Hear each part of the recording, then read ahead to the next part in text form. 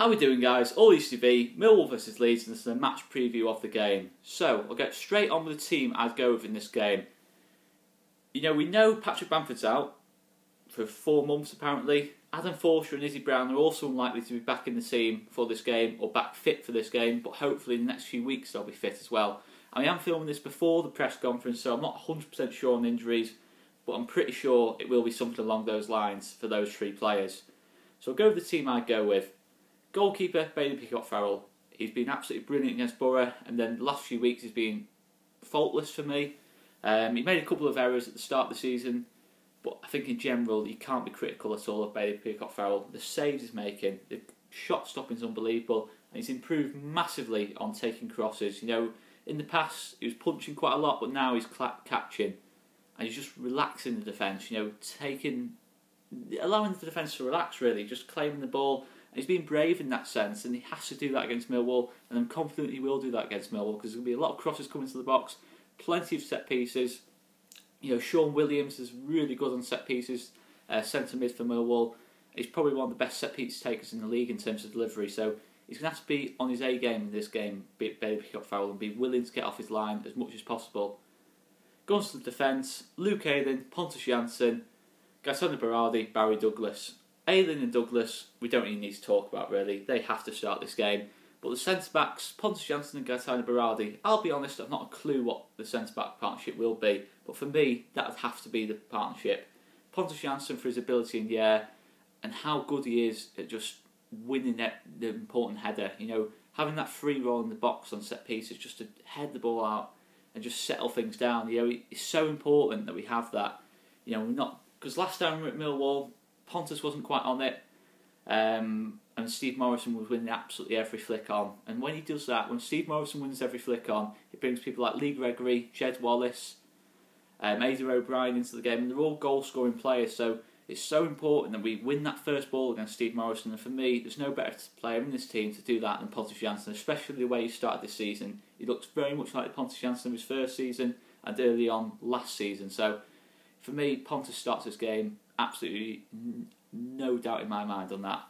Gaetano Berardi, for me, has to start this game. His form has been absolutely exceptional this season, and I really like him in that role. I've really liked the Pontus and Berardi partnership whenever it's played together. Last season, all this season at Norwich, it was absolutely solid, and I thought we looked at our absolute best defensively at Norwich, and it was with that back four. I think Berardi just has that little bit more awareness and ability on the ball than Liam Cooper. I wouldn't be frustrated if Cooper starts the game, but for me it has to be Berardi and Jansson. I think if Berardi plays, he can play on the right side of the defence, and it allows Jansson on his left hand side, where I think he's a bit stronger, but I'm not too sure. It might swap around, but for me that is our strongest back four at the moment. Holding midfielder Calvin Phillips. This is a big game for Calvin Phillips. He might get a bit outnumbered in the midfield, because Millwall are very much a 4-4-2 team, so he might be very much, for a lot of the game, be up against those 2 centre mids as they push very high up the pitch, especially Sean Williams looking to get goals, making those box-to-box runs, so he might have to end up tracking 2 people, and he might need help from people like Matthias Click and Samu Saiv, or Alioski. If he can drift inside and help out, he might need a bit of help. But for me, Calvin Phillips has to start this game. I think he's got that aggression. I think it's just suitable for a game like this. He's a Leeds lad. He's played in games like this before. He's played at Millwall a couple of times. For me, Calvin Phillips has to start this game. I think he's definitely our best option in that holding midfield role at the moment, and he started the season exceptionally well too.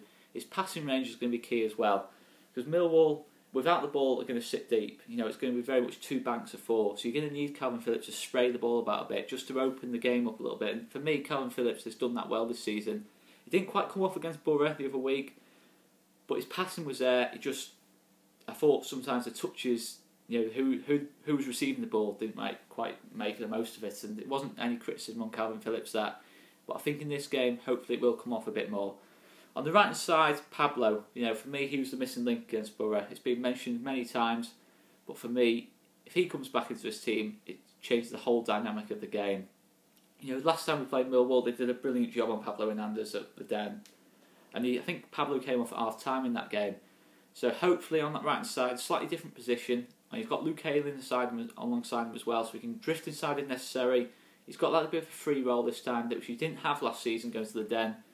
I'm confident in Pablo there on that right side, and for me, he's very much starting to prove himself as probably, I can't think of a more creative player in this league, to be honest. There might well be others, but for me, off the top of my head, I don't think there's a more creative player in the league at this moment in time. Matthew's Click on the right side of the midfield, absolutely brilliant on international duty for Poland, and I'm not surprised at all. The quality of his goal against the Republic of Ireland last night was unbelievable, and he's just so good at making those box-to-box runs. You know, he's going to really test that Millwall midfield, because last time we played Millwall, we just didn't have that ability on the ball in the middle of the park. We were giving the ball away too much. We were playing into Millwall's hands a little bit too much, but Matthew's Click will play between the lines, and I think that gives Millwall something extra to think about. And I think for me, Click was incredibly unlucky not only not be nominated for the Player of the Month award, to not win it. For me, he was Player of the Month last season in the Championship. I did not see a player play better than Matthew's Click. He's made an exceptional start to this season. Samu Saiv, and again, Samu Saiv could be a key player in this game, playing a little bit deeper, playing that number 8 role, and just very much being able to take the ball from defence to attack, and just dragging the Millwall midfield and defence out of position to create space for the likes of Pablo and Click to exploit. Alioski, left-hand side. I think Alioski could be key in this game, because Millwall's right-hand side is quite strong. You know, Jed Wallace is a decent winger at this level. No, I've probably done a disservice there. He's a good winger at this level. He's a very good winger at this level. You know, I think maybe Barry Douglas going forward might get caught out a couple of times. We need Alioski to be willing to track back against Jed Wallace, and hopefully that's going to happen. Alioski had a good international break as well, 2 goals for Macedonia, so I'm more than happy to keep Alioski in this team, despite Jack Harrison's excellent game against Borough the other Friday. Centre forward, Kemar Roofe, absolutely no doubt in my mind, he has to play. You know, Patrick Bamford obviously out for a couple of months, and we've just got to hope Kemar Roofe can maintain his form at the minute.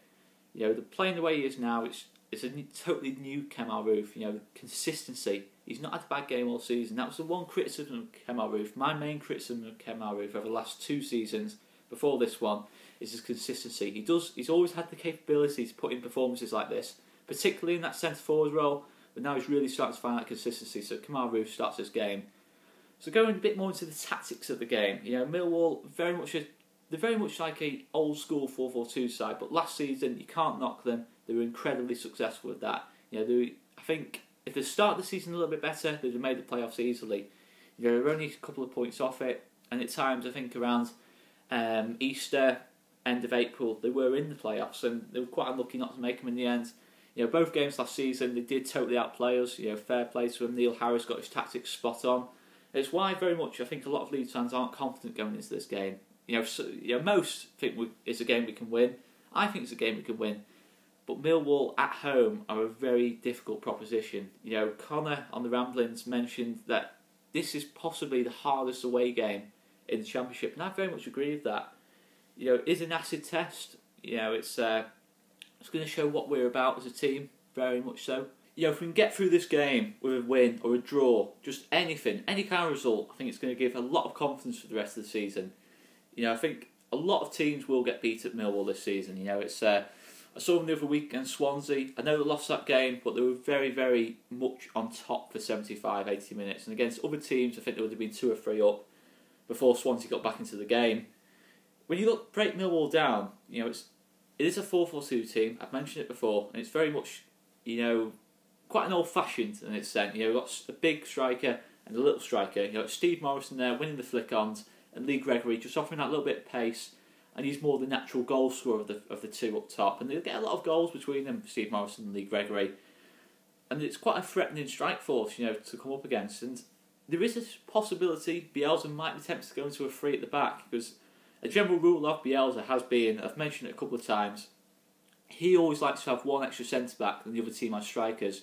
And if he's going with that rule again, if he's sticking with that philosophy, maybe we'll see 3 at the back starting this game, or maybe at some point in the game. Maybe I'm totally wrong, I don't know. And then you've got Steve Morrison, obviously I've mentioned, winning flick-ons. You've got other people like Jed Wallace on the right-hand side, Aidan O'Brien on the left-hand side, of course, absolute havoc against us last season, especially Jed Wallace. I mean, he had two absolutely exceptional games against us because Steve Morrison was being able to win that flick-on so easily in both games. And Jed Wallace was able to pick it up and just drive it at the rest of the defence, and we're just outnumbered all the time because of that. So Pontus Jansson has to start this game to win that first header. Then you've got Aidan O'Brien on the other side. He's a striker playing on the wing, but he's very good at getting goals from that left-hand side. And it's, it is an average team, but there's some good individuals in the team as well who are good goal-scoring players. They've got a lot of different kind of goal sources, which I think is what the best teams have at this level. And it's going to be a tough game. It's going to be a really tough game, this, and it's so key. What I think we have to do as well, we have to stick with our philosophy, playing out the back. Because if we play out the back at the speed we did against Stoke, Derby, Norwich, Borough, which I think another game, Rotherham, if we get the ball out the back at the speed we did against those teams and avoid an off day like we did against Swansea and Preston at home, where it's a little bit more slow, there wasn't much tempo to it, and it defeated the whole object of passing out of the back, because it allows Millwall just to sit in front of a back four and win the ball high up the pitch. If we can break that press, that initial, the initial midfield four, if we can break through that and get out that back four, I think we're going to have a lot of opportunities, because I think there's not much pace in that back line. We've got Kemal Roof, you've got Alioski, you've got Click making the box-to-box runs, you've got Sive running at them. There's a lot of opportunities there, but it's so important we break that opening press. If we can do that, I think this Millwall team, can be got at, but we've got to be aware that going forward they do have threats, especially if Steve Morrison plays like Zlatan, like I said in the preview. If he's able to play and be influential in this game, Millwall can cause a lot of problems. But if we win that battle, I think Millwall could be half the team they are. But because at the end of the day, if Millwall were that good, they'd have made the playoffs last season. So if you win that battle against Steve Morrison, I think you can stop Millwall playing quite a lot. You've got to have a respect for what Neil Harris has done. I never thought I'd be saying respect Millwall, but they are, to be fair, very much a team that have achieved quite a lot with the resources they have available. So you have to respect them from that point of view. But for me, it's a game we can definitely win. And it's a game I think Bielsa would relish. It's a different kind of test to what he's normally used to. But for me, it's a winnable game. All Leeds TV. Thanks for watching. Make sure you check out Joe's preview. Our reviews of the game, of course, after the game too. And we've got a little bit more different types of a variety of content coming up over the next couple of weeks. We've got Joe's Monday Night Football, Rambling South Stanton Synopsis. So make sure you check out for both of those. So I think we'll have quite a lot of previews up and running for Friday. Make sure you check all those out. Make sure you check out all the videos. All Leeds TV. Thanks so much for watching. And make sure you subscribe. See you later. My prediction for this weekend against them Southern